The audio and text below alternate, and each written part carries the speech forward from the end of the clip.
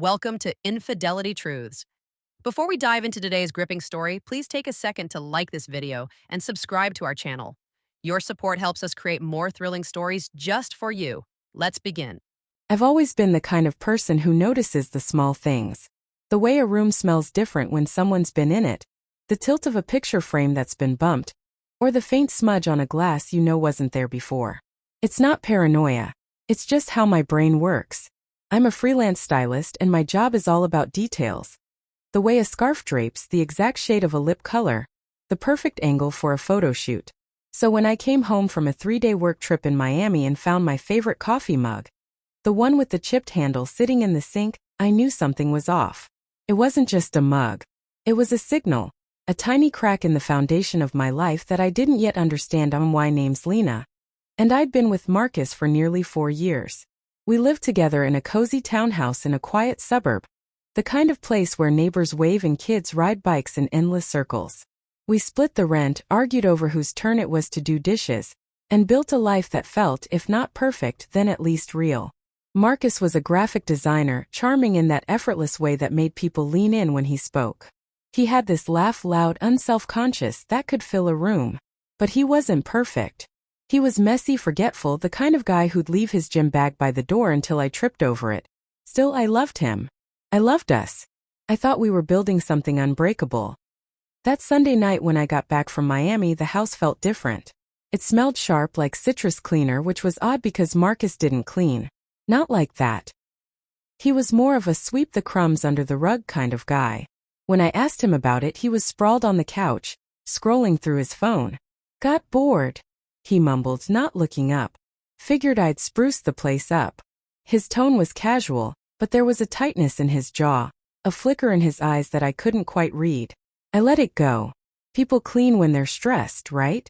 Maybe he'd missed me. Maybe he was just trying to be thoughtful. But then there was the mug. My mug. The one with the chip on the handle from when I dropped it during a tipsy dance party in our kitchen 2 years ago. Marcus never used it.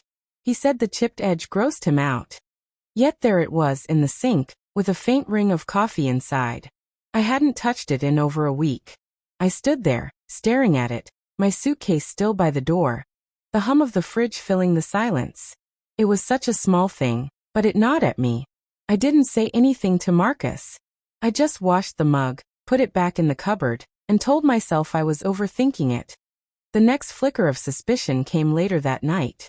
I was jet-lagged, curled up in bed, scrolling through my phone to adjust the thermostat on our Nest app. That's when I remembered the cameras. Marcus had installed them 6 months ago after a neighbor's car was broken into. One faced the front door, another the living room, a third in the backyard. They were motion-activated, feeding footage to an app we both had access to.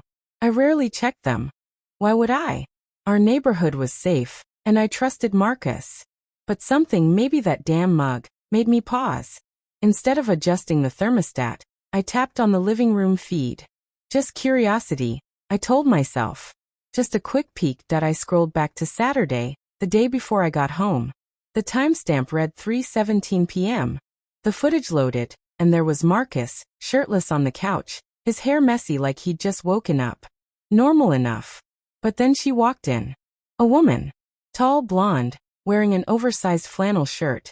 One of Marcus's shirts. I realized, my stomach lurching. She moved with a casual ease, like she belonged there. She straddled him, leaned down, and kissed him. His hands slid up her back, pulling her closer. No hesitación. No pause. Just them in our living room on our couch. I froze. My breath caught in my throat, sharp and heavy like I'd swallowed glass. The room spun, but I couldn't look away. It was like watching a movie I didn't sign up for, frame by frame, each second slicing deeper. I kept waiting for it to be a mistake, a glitch, an old clip from before we were together. But then she stood up, laughing, and tugged off the shirt. The camera caught it clearly. A tattoo on her shoulder, a butterfly with flames curling around it. My heart stopped. I knew that tattoo. I knew her. Her name was Emily. She'd been Marcus's coworker at his old design firm. I'd met her once at a company party over a year ago. She'd been all charm and loud laughter, her hand lingering on Marcus's arm as she told some story about a client. I'd felt a prickle of unease then, But when I'd asked Marcus about it later, he'd rolled his eyes. Lena, she's got a boyfriend. We're just friends. You're being paranoid. I believed him. I'd pushed the feeling down, scolded myself for being insecure. But now here she was in my home in his shirt on my couch. I shut off the video. My hands were shaking, but I didn't cry. Not yet. I could hear Marcus snoring softly in the bedroom, oblivious while my world cracked open. I wanted to storm in, shake him awake, scream until the walls shook. But something stopped me. A cold, quiet part of me wanted more. I needed the full picture, the whole ugly truth. Was this a one-time thing? A drunken mistake? Or was it something deeper, something that had been growing right under my nose? The next morning, Marcus was his usual self, making coffee, joking about my messy suitcase, kissing my forehead before he left for the gym. I smiled back, my lips tight, my heart pounding. As soon as his car pulled out of the driveway, I opened the Nest app again. I went further back, day by day, week by week. What I found was worse than I'd imagined. Emily had been there before. Multiple times.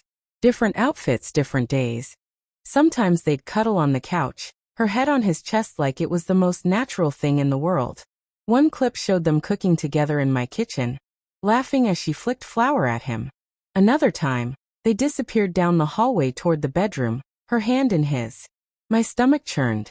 I had to pause, run to the bathroom, and splash cold water on my face to keep from throwing up. The footage went back months. Months. While I'd been planning our future, picking out paint colors for the living room, talking about maybe getting a dog someday, Marcus had been building a secret life in the same space we shared. The betrayal wasn't just in the act, it was in the details. The way he hadn't even bothered to delete the footage. The way he'd let her wear his clothes, cook in my kitchen, sleep in our bed. Like I was invisible. Like I didn't matter enough to even hide it from Dad. I could have confronted him right then. I could have packed my bags and left. But I didn't.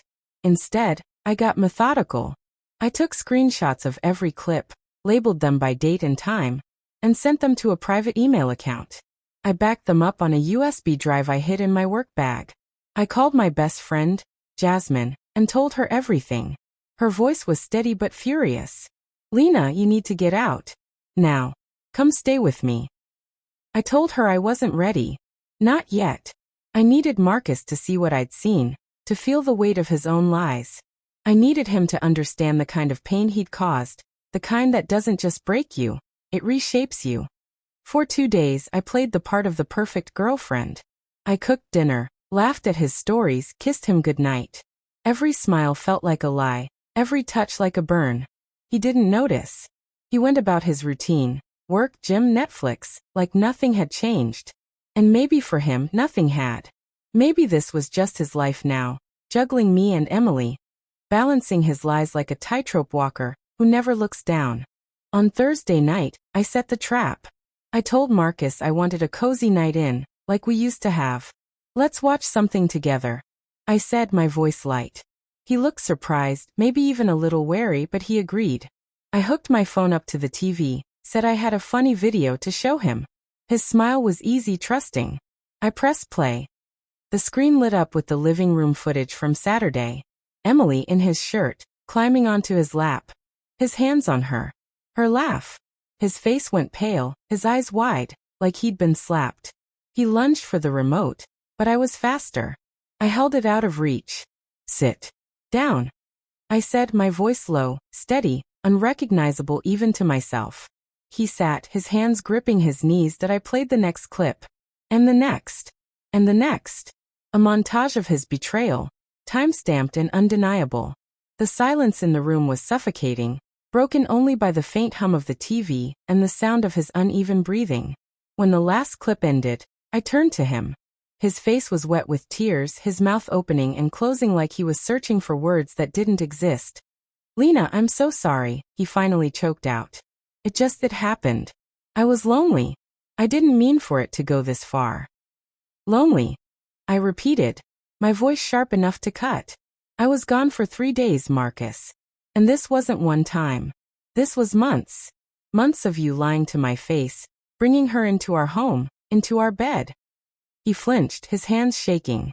She made me feel important, he said, his voice small. Like I mattered. That was the moment something broke inside me. Not shattered, but cracked, deep and irreparable. For 4 years, I'd poured everything into him. I'd stayed up late helping him meet deadlines, held him through panic attacks, celebrated his small wins, dreamed of a future together. I'd made him feel seen, loved, valued. And it hadn't been enough. He'd found important in someone else, in stolen moments on our couch, in the same space where I'd thought we were building a life. I didn't scream. I didn't throw anything. I just stood up, walked to the bedroom and packed a suitcase. One bag enough for a few weeks. Marcus followed me, still talking, still apologizing, promising he'd end it with her, that he'd change. I didn't respond. I zipped the suitcase, grabbed my keys and left. The last thing I saw was his silhouette in the doorway, head bowed. Hands useless at his sides. I stayed with Jasmine for 3 weeks. Marcus blew up my phone. Texts, voicemails, long paragraphs begging for forgiveness. I read the first few then stopped. They all said the same thing. I didn't mean it. I love you. Give me a chance. I didn't reply. Eventually I blocked his number. I didn't need his words. I had the footage, the truth captured in grainy frames, a reminder of what happens when you trust too deeply. Breaking the lease was messy but necessary. I left the couch behind. I couldn't bear the thought of sitting on it, knowing what had happened there. I kept the footage though, not to hurt him but to protect myself. To remind myself that betrayal doesn't always come with a warning. Sometimes it's quiet, hidden in plain sight, in chipped coffee mugs and borrowed shirts, in smiles that hide lies, in I love yous that mean nothing. Jasmine helped me find a new apartment, a small studio with big windows and a view of the city. It's mine, just mine, and there's something freeing in that. I'm still healing, still learning to trust my instincts again. But every time I doubt myself, I think of that mug, that camera, that moment when I chose to look closer. Sometimes the smallest details tell the biggest truths. And sometimes those truths are what set you free.